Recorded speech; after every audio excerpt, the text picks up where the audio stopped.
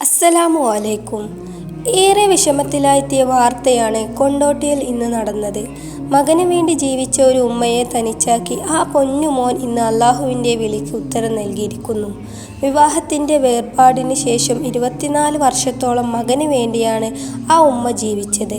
വേറെ വിവാഹം കഴിക്കാൻ ആ ഉമ്മയെ എല്ലാവരും നിർബന്ധിപ്പിച്ചപ്പോഴും എനിക്കൊരു മകനുണ്ട്, എൻ്റെ മകൻ വലുതായാൽ എന്നെ നോക്കും എന്ന ഉറപ്പായിരുന്നു ആ ഉമ്മാക്ക്. പക്ഷേ എല്ലാവരെയും നൊമ്പരപ്പെടുത്തിയതുകൊണ്ട് ആ പൊന്നുമോൻ ഇന്ന് ഷഹ്സാദ് യാത്രയായി. കൊണ്ടോട്ടി തുറക്കൽ ചേലമ്പ്ര സ്വദേശി ഫാത്തിമയുടെയും മുറയൂർ അരിപ്പറ അബ്ദുൽ അസീസിൻ്റെയും മകനായ ഷഹ്സാദ് ദുബായിൽ നിന്ന് പെരുന്നാൾ ആഘോഷത്തിനാണ് നാട്ടിലെത്തിയത്. 2 വർഷമായി ദുബായിലെ കമ്പനിയിൽ സൂപ്പർവൈസറായ ഷഹ്സാദ് 15 ദിവസത്തിൻ്റെ അവധി കഴിഞ്ഞ് 5-ാം തീയതിക്ക് ശേഷം മടങ്ങാൻ ഇരിക്കെയാണ് ഈ അപകടം ഉണ്ടായത്.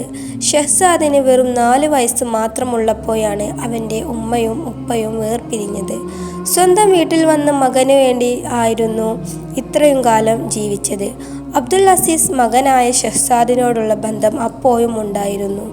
അബ്ദുൽ അസീസിൻ്റെ 2ാം ഭാര്യയുടെ മൈസൂരിലുള്ള വീട്ടിലേക്ക് പെരുന്നാൾ ആഘോഷിക്കാനാണ് ഇവർ പുറപ്പെട്ടത്.